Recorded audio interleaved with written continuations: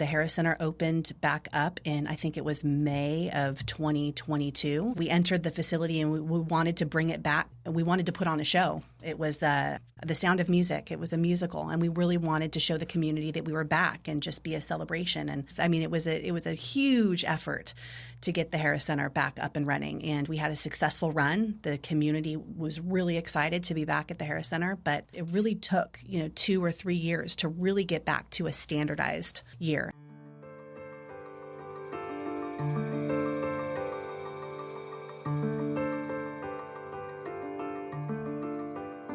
Welcome to the Nonprofit Podcast Network. Here, our purpose and passion are simple: to highlight the incredible nonprofits that make our communities stronger. Each episode is a chance for these organizations to tell their story in their words, sharing not just what they do, but why it matters to the people they serve, to their supporters, and to all of us who believe in the power of community. Through podcasting, we hope to amplify their voices, inspire connection, and give them one more tool to reach the hearts of donors, partners, and neighbors alike. This work is made possible through the generous support of our founding partners. CapTrust, offering fiduciary advice for endowments and foundations serving Sacramento, Roseville, and Folsom, and online at captrust.com. And Western Health Advantage, a local not-for-profit health plan that believes healthcare is more than coverage. It's about caring. From supporting the American Heart Association to making arts and wellness accessible for all, Western Health Advantage truly delivers healthcare with heart.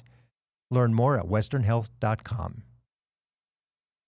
I'm proud to welcome our newest partner, CORE, Executive Leadership and Comprehensive Support Services, working in it so you can work on it. Visit cxore.com.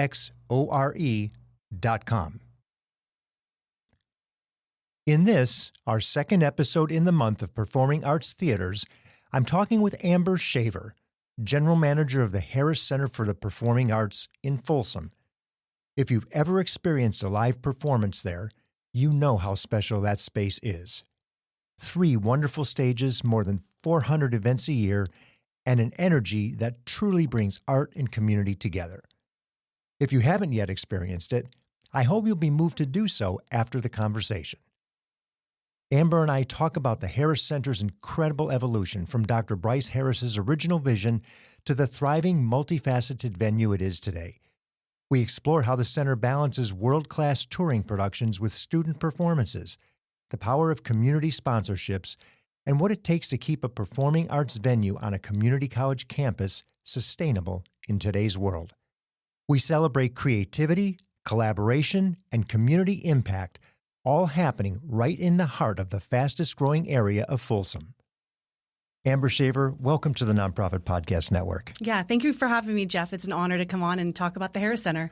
Well, and knowing some of the performances at the Harris Center that I've attended, I can't wait to get into this conversation. It's so fun to attend and see whether it's a play or an artist or a musician that you really enjoy in such a neat environment. Yeah, the Harris Center is an amazing space. There's no shy on events that are happening there. And I'll even say I was on the board, the foundation board for American River College back in the day when Bryce Harris Center, had retired and was there for the opening and the unveiling of the Harris Center with all its grandeur and excitement and so much for the community. Yeah, well, you can't talk about the Harris Center without talking about Bryce Harris. It was his vision, and, the Harris Center wouldn't be here without him.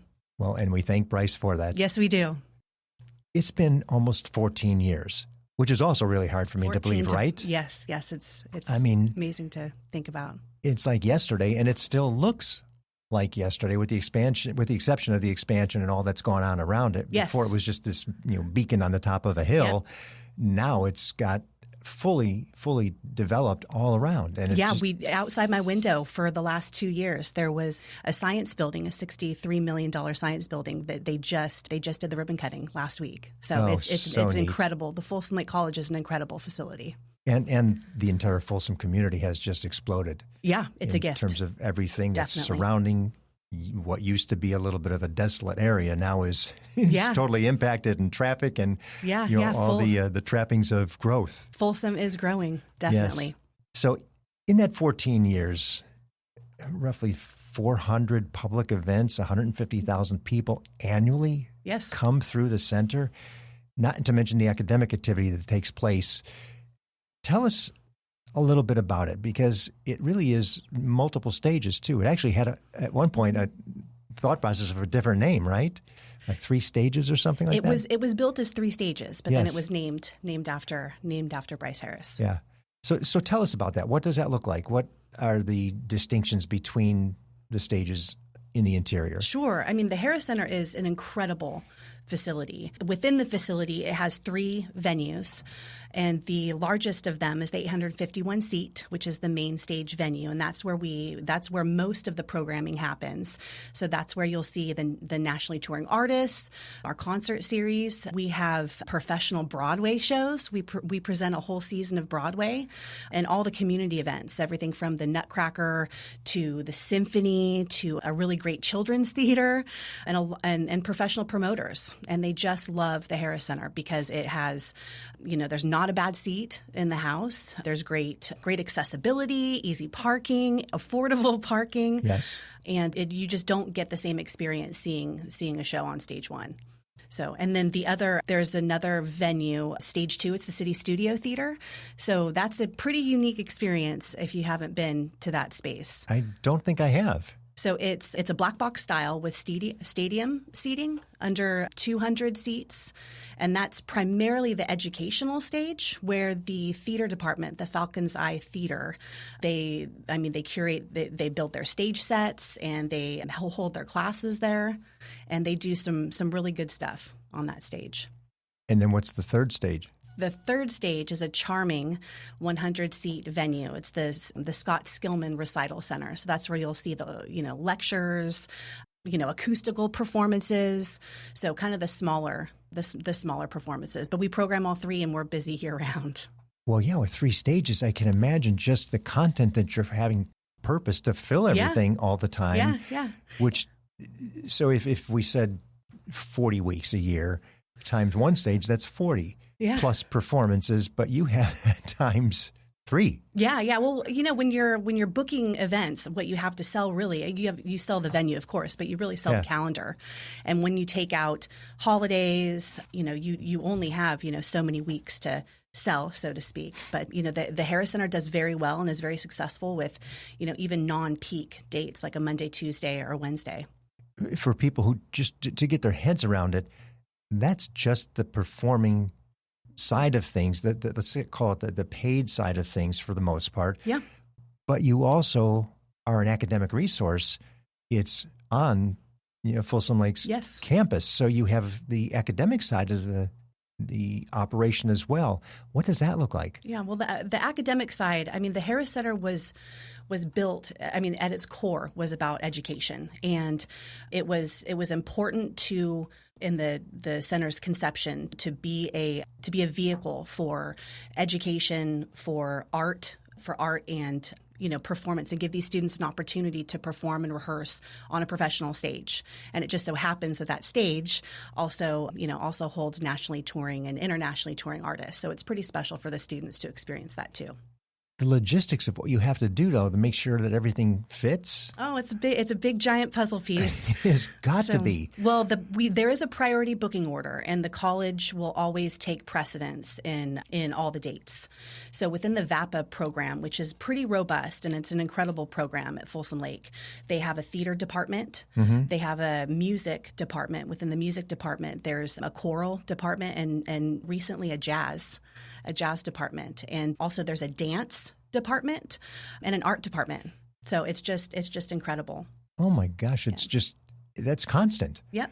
And I can't not talk about the other spaces that are programmed at the Harris Center. So it's not just the 3 venues. There's an art gallery that's right inside the lobby, and it's accessible. So anybody that has a ticket can go view the exhibit for no cost, and they curate and have various exhibits throughout. What people might not know is there is a state-of-the-art recording studio right there in the lobby. It's not open to the public, but the students are able to utilize that space. That's amazing. Yeah. That is just amazing. Yeah. I'm glad that logistics to me are the biggest nightmare. It's something I can't even get my head around. Yeah. You have to be very mindful about what you're booking because, it's not uncommon to have 3 separate and unique audiences happening at the same time. So, and it does happen. So it's a shared lobby space, a shared concession space, and you want to make sure that your audiences meld very well together. Yeah, and as I'm in my mind, I'm thinking I can just visualize what that might look like for a particular musician against a particular artist or a play or something that's being performed. Yep.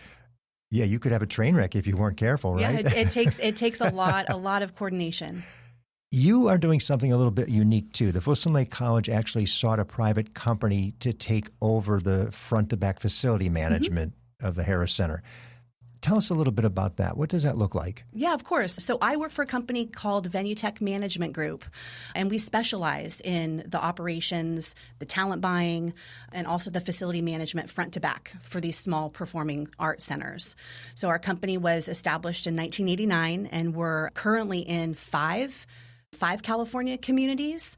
Generally, we work in secondary, smaller markets like Folsom because these types of venues take a lot of community support. And so what they do is they actually have somebody like you who is embedded in the market, has the familiarity and the opportunity to get to know the community a little bit more intimately. Yeah. Yet they have the familiarity of the organization overall because they see it in market to market to market to market, which a lot of things are similar in terms of the trafficking and logistics, back to putting it together. Yes. Well, our model, and we do implement policies and, visions for our clients, right? And some of them are, very similar, but a lot of them are kind of unique. But one of the commonalities is that smaller community theaters, it really needs the community support for these smaller performing arts centers to thrive. Yes. So, well, I'd imagine when you do it that way as well, you get some leverage with the performances, the shows, the artists, whatever it is, because you've got these multi-markets you can travel them to. Yeah. Yeah, and there is a benefit to Venue Tech doing the talent buying because as long as our clients, agree that it's good for their venues, we're able to sometimes enter into an agreement with an artist where we can book multiple venues in the same weekend and we don't radius each other out. Which they all like. So, yeah, of course. Yeah, and those are some of the really distinctive nuances of a Harris Center on an academic setting versus some of the independent theater that we've got, some of the other people who are in this series, whether it be a B Street or a Capitol Stage, it's different because they don't have that academic side. Yes, that facility is going all the time in a variety of different ways, and very little downtime. Yes, there is definitely very little downtime. Tell me, because you are in the community of Folsom, what does collaboration look like? What does that mean to, an operation like the Harris Center? Yeah, collaboration and community support is really, really key. And the primary ways that we do that is through volunteerism, through philanthropic efforts. Tell me a little bit what that looks like. So the philanthropic side, yes. Through the philanthropic effort. So we collaborate very closely with the Folsom Lake College, the foundation. So, and there is a philanthropic arm to the Harris Center that does a lot of donor relations, and they seek that support for the Harris Center year round. What about community organizations? Do they have access to it as well? For example, a local nonprofit that maybe says, "Is there something we can do?" Is there some way that you work with those nonprofits in the greater Folsom area? We do. Just this year, we expanded our sponsorship opportunities for the community. And, these sponsorship opportunities are really a win-win-win. It's a win for the Harris Center because that funding helps support the programming and minimizes the expenses. For the local businesses. It puts an eye on their business, and the Harris Center's, all of their followers and their patrons, it really it really creates a huge support and benefit to that local business, and also the patrons.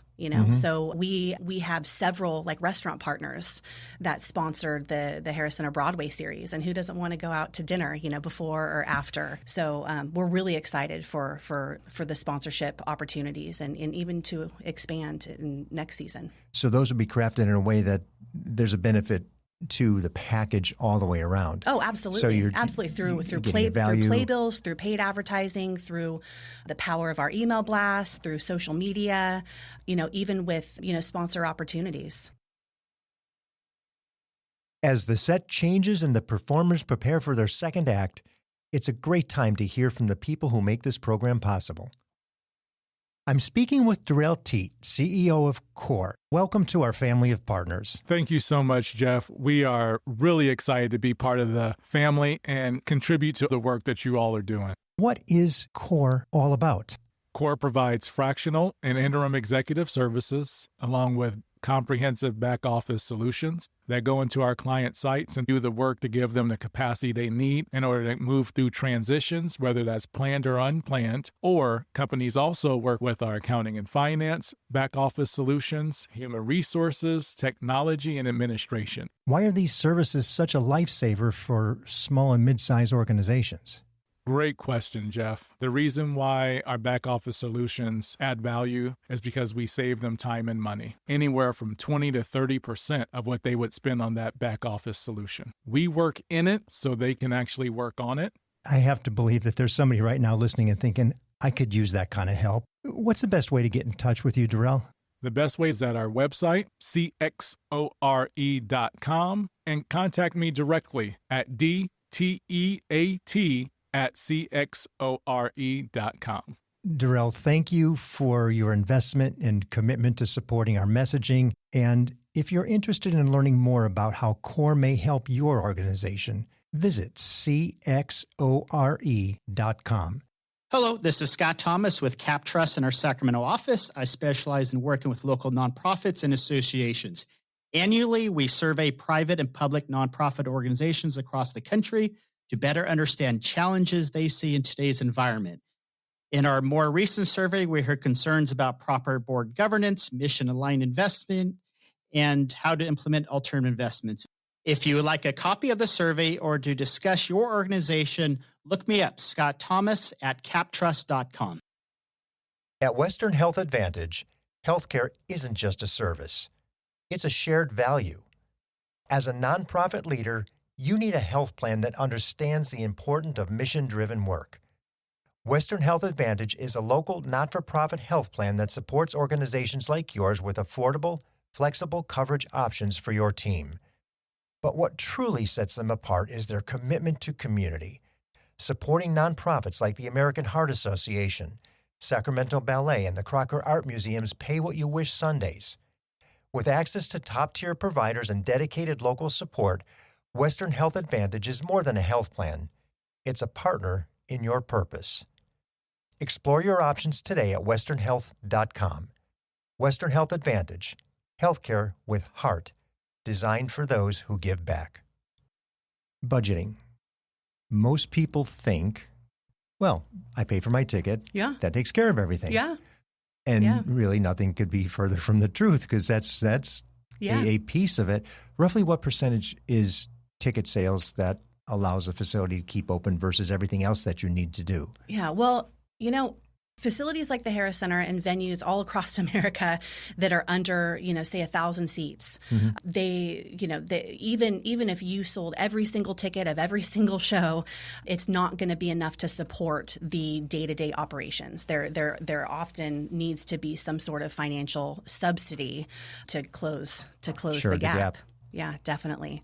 So it's important to us to keep the ticket prices as low as we possibly can for the community. But what we really are focused on is minimizing the expenses. So we run very, very lean in terms of, operations for how big the Harris Center is. Right. And we try to maximize our revenues in various ways. So you had asked how, community support.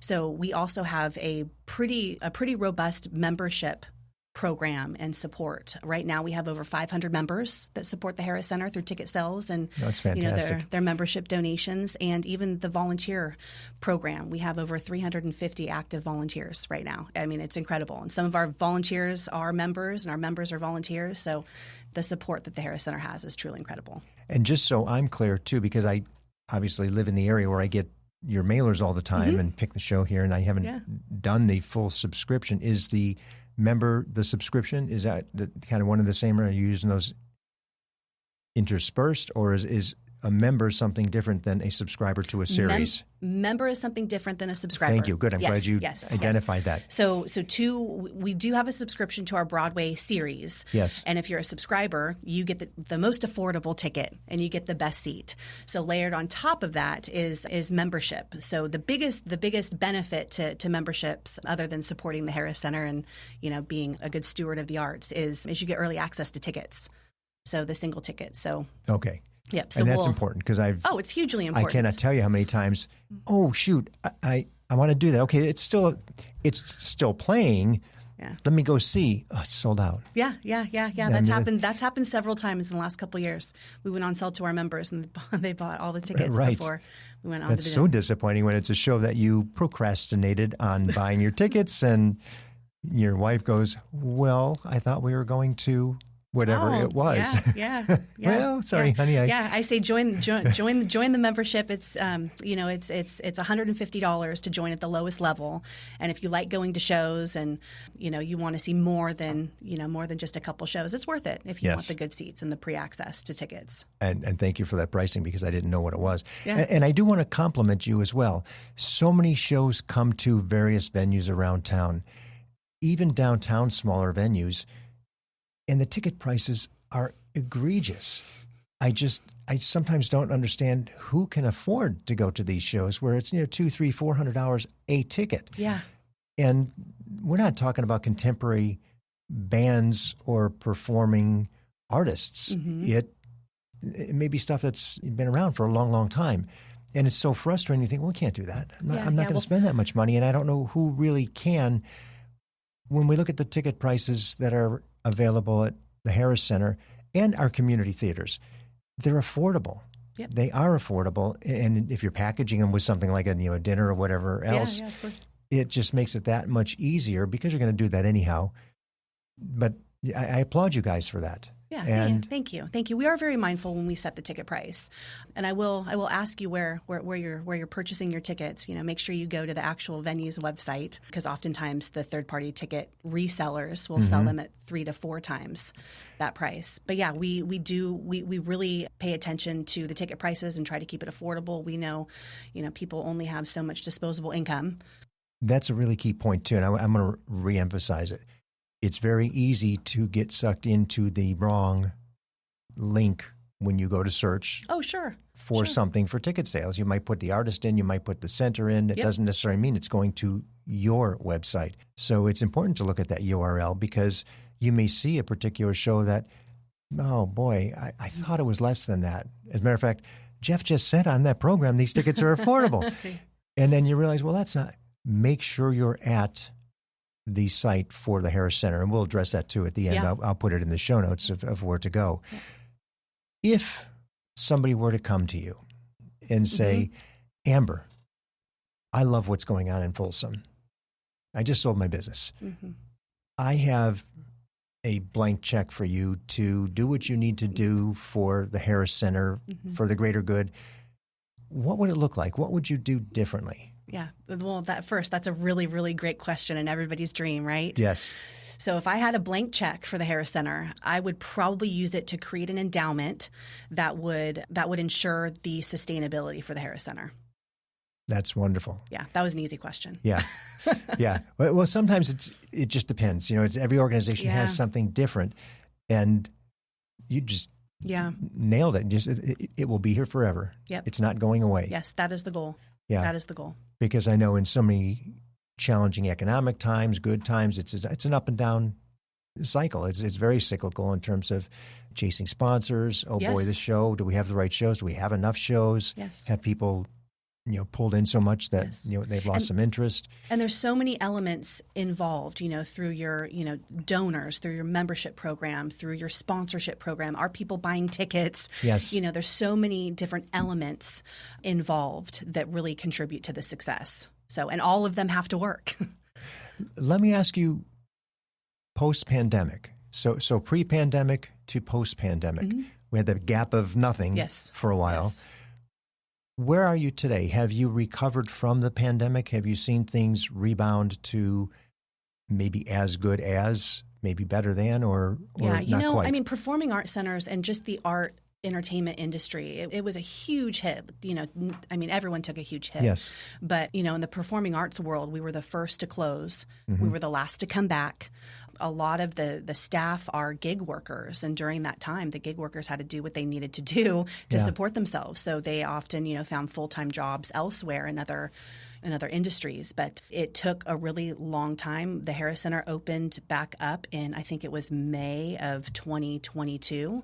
And, I laugh because we entered the facility and we wanted to bring it back. We wanted to put on a show. It was the Sound of Music. It was a musical. And we really wanted to show the community that we were back and just be a celebration. And, we didn't know that, we didn't have a phone system in place. The ticketing software was outdated, and we needed to hire the staff. I mean, it was a huge effort to get the Harris Center back up and running, and we had a successful run. The community was really excited to be back at the Harris Center, but I really feel like even the artist agencies and the agents and the producers, and it really took 2 or 3 years to really get back to a standardized year, and we feel like 25, 26 is back to a standardized Which year. is great. It's huge. It's taken 3 years to get there. Yes. But it's good that you are. Yes. And you have the benefit of a growing community too, which Yes, also definitely. helps. So you have that buffer of new people who haven't experienced it yet, Yeah. who now are. Yeah. And I do want to touch on kind of our programming model, right? So we're very meticulous about, choosing the acts that come to the Harris Center. We only want to book things that do good to minimize the risk, right? Sure. But we really believe that we need to program something for everybody. There's the Broadway series, there's the concert series. If you like ballet, we have the Nutcracker. If you like symphony, the Folsom Lake Symphony is an incredible organization. But I think we really do a good job to kind of curate a mix of programming for the community. It appears that you do. I think I want you to pick my stocks too, because if you can come with that success to stocks, we'd all be in great shape, right? Yeah. Back to the reality of operating the facility. What is the greatest need that you see today? Again, I'll go back to it being successful, it being sustainable, and our primary focus is closing the gap, because there is still one. As much effort as we put in operationally, performing arts centers are very expensive to operate. Usually in under 1,000-seat venues, they're owned by either nonprofit organizations or by government organizations for a reason, because it takes that level of subsidy. So our focus is to continue to work really hard to close that gap. Boy, wouldn't it be something if you could get it to where it's not subsidized? Yes. Yeah, right. Yeah. What a statement that would make. Yeah, huge statement. It's difficult, and it's not just the Harris Center. Venues all across the nation require a level of subsidy, unless they're lucky enough to get a lot of donations. And would you say that subsidy has the gap has closed over time? We've in the past 3 years, we have made some good move. Excellent. Yeah, that's great to hear too. Yes. Yeah, I can see just by the the smile. Yes, that's a good thing. Yes, it's a great thing. When you have access to all this incredible talent, and I'm sure you have a lot of interaction in the community and demand on your time, you're running 24/7. You're worrying about whether the theater is full, how are we selling that particular show. It's not just a date. It's usually a run of dates for most performances. For most of us, it's like, we'll go out, seek some entertainment. We'll go to a show. What does Amber Shaver do when it's downtime. When it's downtime. Well, I've been managing performing arts centers for almost 20 years now, and you never stop thinking about the building. It's a 24/7 because when you're there day to day, you're working on administrative duties and you're always planning for the next show, sometimes even up to a year out there. Well, I have a very understanding and loving husband. I'll put it that way. But what do I do in my downtime? I have a 4-year-old that keeps me pretty busy. Oh, that's good right there.